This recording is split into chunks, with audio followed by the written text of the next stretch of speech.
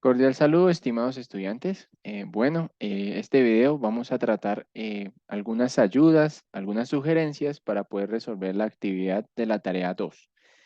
En este sentido, quiero iniciar primero, pues, iniciando acá con el 1, donde nos piden calcular, o más bien demostrar, que la intersección de subgrupos de un grupo es un subgrupo.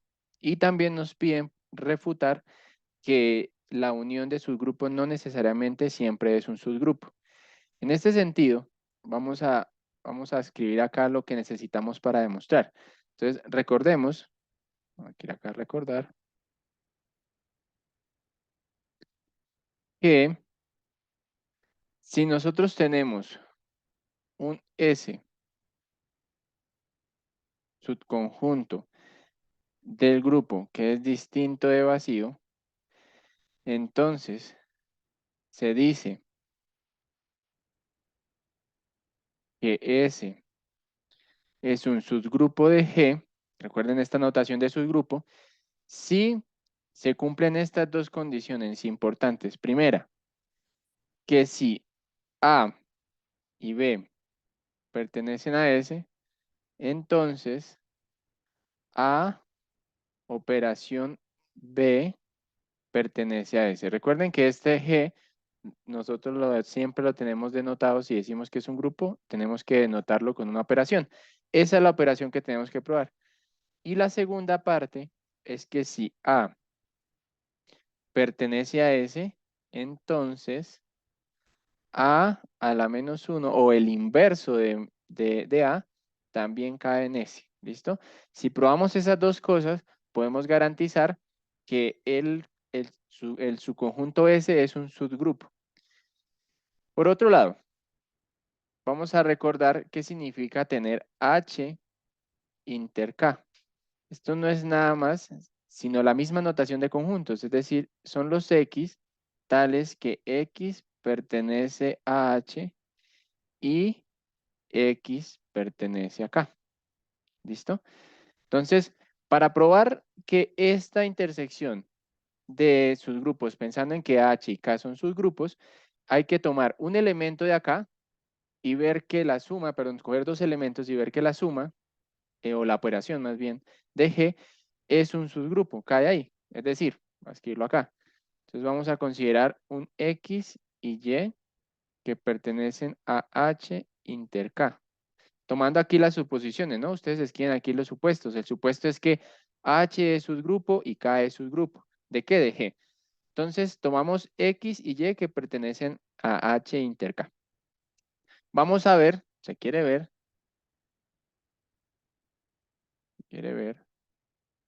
que X operación Y pertenece a H sub K. Pensando en resolver la primera, 1, ¿cierto? Entonces, para poder resolver, ustedes ya ahí continúan, deben tener en cuenta lo siguiente. Si X y Y pertenecen a H inter K, eso significa que X y Y están en H y X y Y están en K. Como son subgrupos, pues esto va a pertenecer, este pedacito va a pertenecer a H y también va a pertenecer acá. Entonces, por tanto, pertenece a la intersección, ¿sí? Lo mismo para probar esto. O sea, básicamente para probar que es subgrupo, hay que saber usar y saber entender qué significa la intersección de conjuntos.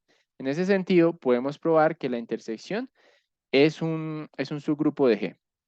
Por otro lado, nos piden un contraejemplo de ver que la unión de dos subgrupos no es un subgrupo. En ese sentido, consideremos, ustedes pueden considerar un conjunto ZN. En este caso yo les quiero poner en propuesta el Z12. El Z12, recuerden que es un subgrupo que es finito, perdón, que es un grupo que es finito y tiene subgrupos que también son finitos.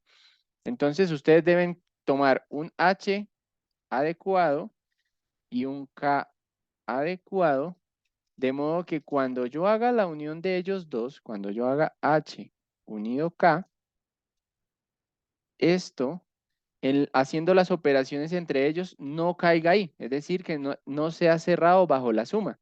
Entonces, deben recordar o deben pensar más en elementos, en sus grupos de este Z sub 12, de modo que cuando los una, la suma no esté, ¿sí? Entonces, ahí les dejo para que piensen, pero es importante que ustedes analicen lo del teorema de Lagrange. Recuerden que como es 12, entonces este cardinal de este conjunto, de este subgrupo y de este subgrupo, debe dividir a Z sub 12, a 12. Entonces, en ese caso, tenemos varias opciones para encontrar estos subgrupos. Elijan los adecuados y se van a dar cuenta que la unión no es un subgrupo. Eso para el punto 1. Vamos con el punto 2. El punto 2 dice, nos dan un conjunto finito de 6 elementos y nos dan las operaciones, nos piden hallar una tabla y calcular sus subgrupos. Entonces pensemos así. Yo voy a tomar un ejemplo en particular. Voy a tomar un conjunto que es muy conocido que se llama el grupo de Klein. Entonces tenemos ese grupo de Klein, está conformado por E, A, B y C. ¿Sí? Ustedes en el ejercicio tienen 6. En este caso yo solamente voy a tomar 4. ¿Cómo se construye esa tabla? Entonces ustedes toman E, A, B y C por este lado y construyen la operación. Ojo ahí con la operación que le están dando. En ese caso es asterisco, ¿cierto? Entonces tomemos E, A, B y C. Cuando tenga esto, entonces ustedes comienzan a operar. Recuerden que tienen que ustedes mirar en las operaciones que les dan y ver cuál es la identidad que les están tomando. En este caso, en mi caso, es la identidad. Entonces quiere decir que E por E es E por A es A, E por B es B, acá C. Como esta es la identidad, entonces E por E es E por A es A, aquí B y aquí C. Operamos A por A. La característica de este conjunto, ustedes tienen que revisar las que les dan allá. En este caso, el grupo de Klein, A por A es la identidad, A por B es C y A por C es B. Entonces, B por A es C, B por B es la identidad y B por C es A. C por A es B, C por B es A y C por C es E. Entonces, acá hemos construido, entonces, ustedes para que se les vea bien bonito, ustedes como trabajan en Word o en un compilador de látex, ustedes pueden hacer bien este cuadrito y noten que las operaciones todas están acá. Y vean que no se sale, es decir, que este conjunto con la operación asterisco que yo definí es un grupo, ¿sí? Que se llama el grupo de Klein. Entonces, ya tenemos la tablita que nos piden para ver si es un grupo. Efectivamente lo es. Ahora nos piden calcular los subgrupos. En este caso, recuerden que como es de cardinal 4, entonces los subgrupos que yo tengo, voy a llamar aquí a ese sub 1, ese sub 2, ese sub 3 y ese sub 4, son los que dividen al 4. En este caso tenemos el 1, el 2 y el 4. Es decir, que los cardinales de estos subgrupos son 1 o 2 o 4. Entonces pensemos, el S1 va a ser el trivial, que sería la identidad nomás, y el S4 pues va a ser todo el conjunto, es decir, el grupo de Klein, es decir, E, A, B y C. En estos dos vamos a pensar, a ver si de pronto hay otros más, pero sabemos que es de orden 2, o sea, que perdón, que es de cardinal 2. En este sentido tenemos que es E y A, porque A por A da E. Lo mismo tenemos aquí con E y B. Y nos hace falta uno, que sería S5, perdón, que va a ser E y C. ¿Listo? Entonces, estos son todos los subgrupos que yo consigo del grupo de Klein. Ustedes tienen que pensar, si tienen de cardinal 6, ¿cuántos son los subgrupos? Deben calcularlos. Recuerden que como el 3 no divide al 4, no puede existir un Z6, un S6, perdón, que tenga la identidad y que tenga, digamos, A y tenga B. ¿Por qué? Porque A por B, si nosotros vamos acá, A por B es toda C y no está en el conjunto, ¿sí? Entonces eso quiere decir que no puede haber un subgrupo que tenga cardinalidad 3. Por eso eso nos va a ayudar para poder caracterizar todos los subgrupos del conjunto, ¿listo? Eso sería para el 2. Vamos con el 3. El 3 nos pide demostrar que el conjunto que está formado por funciones que van de R menos 0,1 a R, definidas ahí de una forma en particular, nos dicen que probemos que es un grupo no conmutativo, se hace una tabla. Es básicamente hacer lo mismo, pero con las funciones. ¿Qué debemos saber de ahí? Pues debemos saber, primero, cómo se define una función. Si yo tengo una función de R a R y otra función G de R a R, bueno, aquí no interesa los dominios, aquí puede ser R menos el 0,1, pero lo importante es acordarnos de cómo se define la función composición. Recuerden que f combinado, compuesto g en un valor x es igual a f evaluado en g de x. ¿Listo? Y recuerden que g compuesto f en x es igual a g evaluado en g f de x. Y algo importante que nosotros vimos en cálculo es que esta composición con la de abajo no siempre es igual. En algunos casos puede que dé igual, pero en otros casos no funciona. Entonces ahí van a hacer la referencia a pensar de que es un grupo no conmutativo, es decir, es un grupo no abeliano. Importante, vamos a solo por dar un ejemplo. Consideremos la función f de x igual a 2x menos 1. Y consideremos la función g de x igual a 1 sobre x más 1. ¿Sí?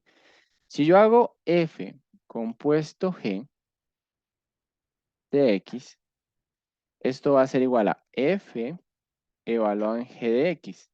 ¿Sí? ¿Esto qué quiere decir? Esto quiere decir que donde esté la x en la función f, ponga g. Entonces esto va a quedar 2. Y mire que ahí aparece la x, entonces pongo todo lo que aparezca en g. Entonces sería 1 sobre x más 1 menos 1. Y esta sería la función. Si la escribo más bonito, quedaría 2 sobre x más 1 menos 1. ¿Listo? Eso sería la composición f compuesto g.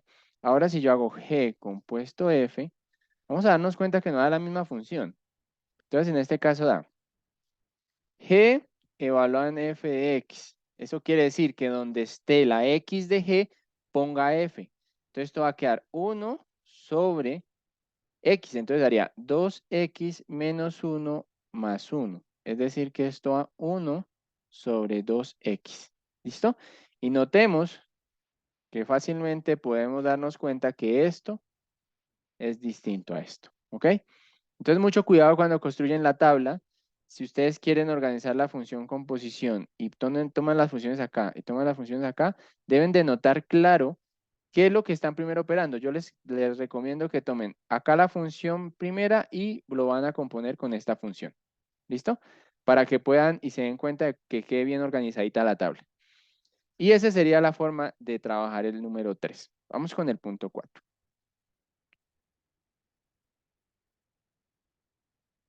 Listo. En el punto 4 dice determinar cuál de las siguientes funciones son homomorfismos.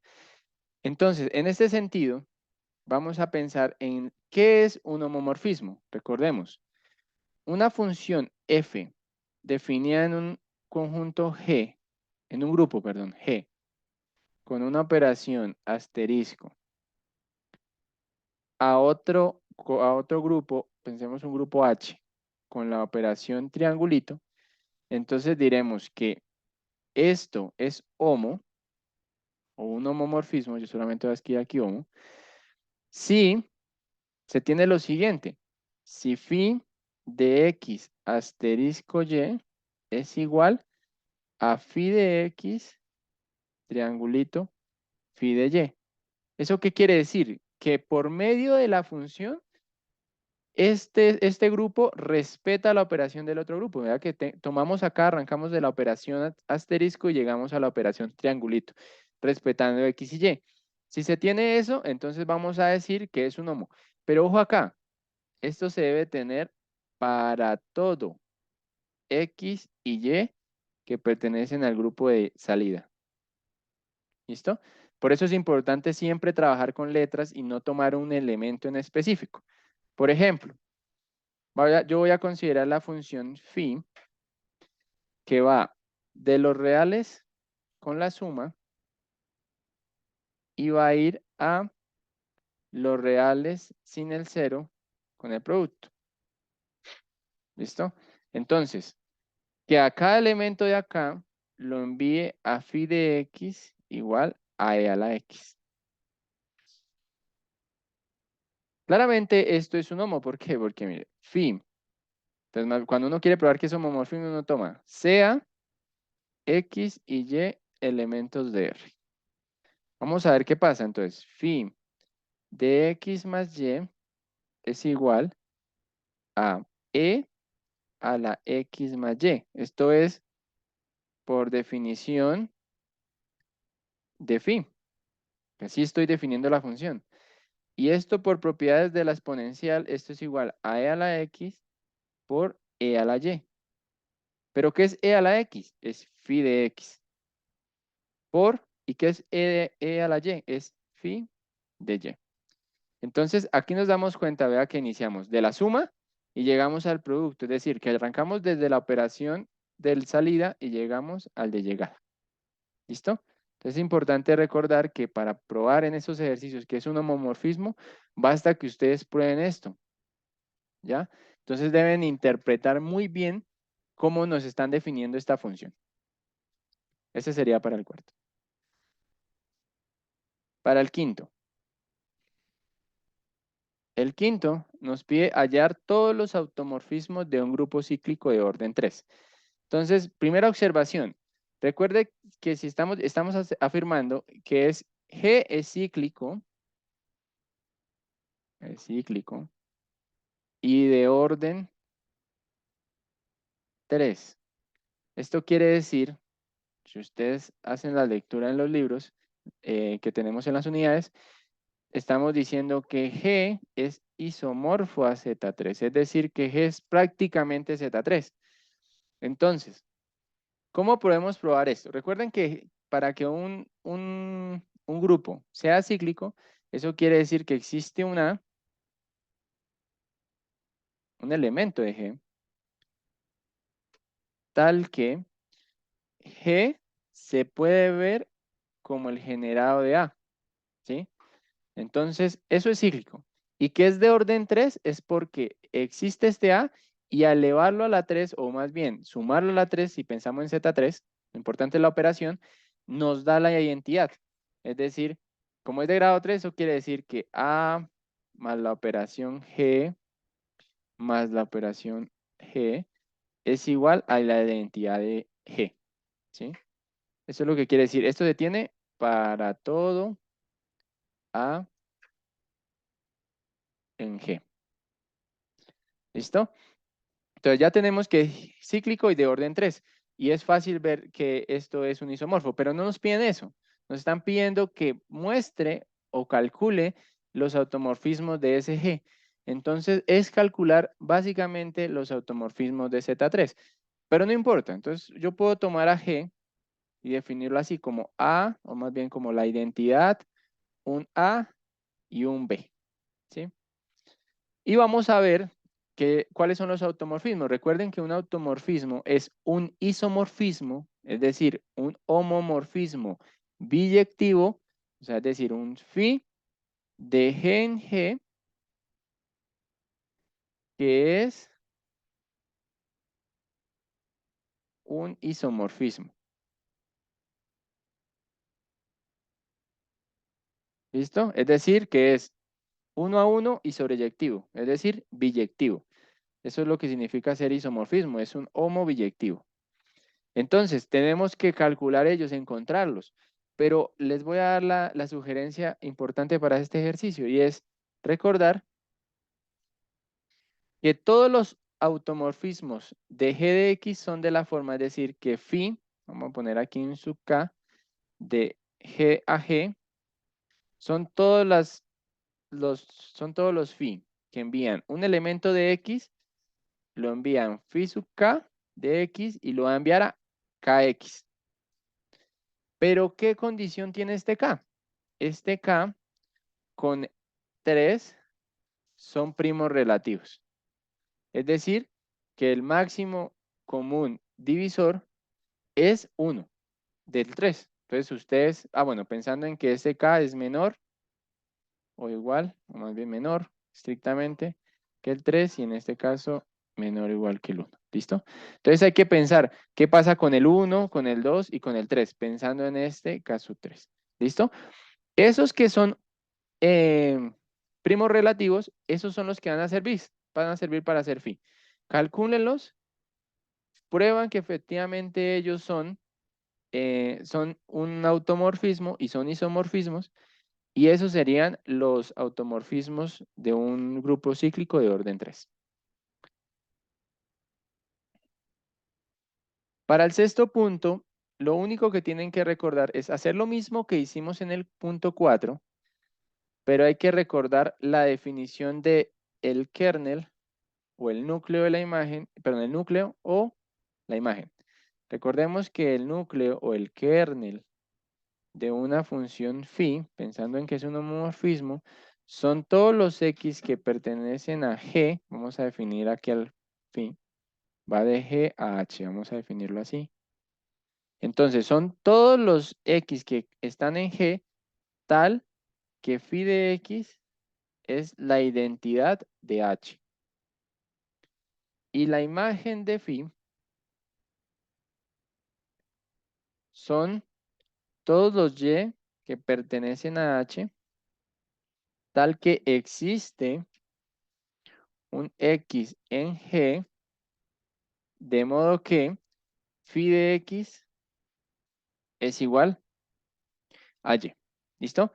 Entonces, ¿qué debemos probar? Entonces, primero miramos acá, tomamos estos homomorfismos que nos dan y vamos a calcular, pues, estos conjuntos, ¿sí? Entonces, debemos ver cuáles elementos que están en el dominio llegan a la identidad del otro conjunto. Pero aquí es sencillo porque el conjunto de salidas son los enteros y el de llegada son los reales bajo la suma. Y ya sabemos cuáles son los elementos de identidad de la suma en cada uno de ellos. Entonces es sencillo probarlo.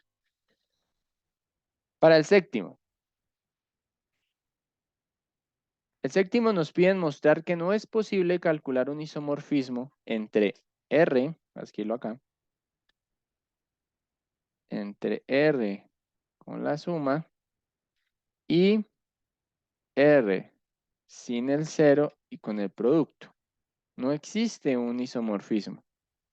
Recuerden que nosotros acá arriba, si nos vemos un poquito, yo solo probé que existe un homomorfismo, no un isomorfismo, es decir, la biyectiva. Recuerden también que ser isomorfismo implica que si en la estructura, la primera estructura, se tiene todas las características, X, en la segunda, en el segundo grupo, se tienen las características X. ¿Listo? Es decir, que las mismas características estructurales se conservan. En este sentido, para probar ustedes que esto efectivamente no existe un isomorfismo, basta probar, y recuerden eso, que si acá el número de elementos de orden K, tantos los que sean, estos tienen los mismos elementos de orden K, ¿sí? Es decir, que si, por ejemplo, acá hay 4 elementos de orden 1, entonces acá hay 4 elementos de orden 1. No necesariamente son los mismos, ¿sí?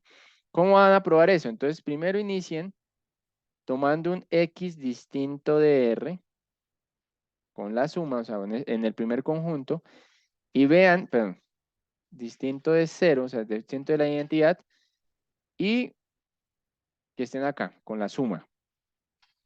Con esta operación, vean cuál es el orden. Entonces, el orden de X es, recuerden que el orden de un elemento es, de modo que cuando yo lo opere, es decir, tomar X, más, y ver en qué momento da la identidad. En este caso, como son los reales, con la suma es la identidad de 0. Prueben con eso, ¿cuál es el orden? ¿Y cuál es el orden para el 0? Porque hay que probarlos para todos, ¿no? Y ahí nos da una característica de qué orden son los elementos de este primer conjunto.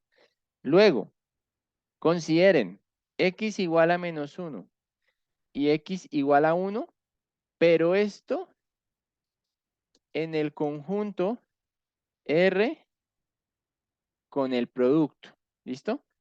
Es decir, ustedes van a ver cuál es el orden de x, pero en ese conjunto.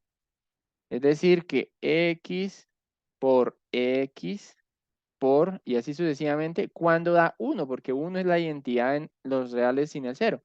¿Listo? Piénsenlo así. Entonces, ¿qué pasa? Que este orden de estos elementos, si pensamos que es un isomorfismo, el orden de estos elementos tiene que coincidir con el orden de estos elementos. Y ustedes van a llegar ahí a una contradicción. ¿Listo? Eso es para el punto 7. 8. Ok. Para el punto 8, lo que ustedes tienen que pensar es, siempre váyanse a las partes de elementos de conjuntos finitos. ¿Sí? Por lo menos en el primero dice, cualesquiera dos grupos con el mismo orden son isomorfos. Piensen, si yo tengo un conjunto, y piénsenlo así, para que les va a ayudar un poco.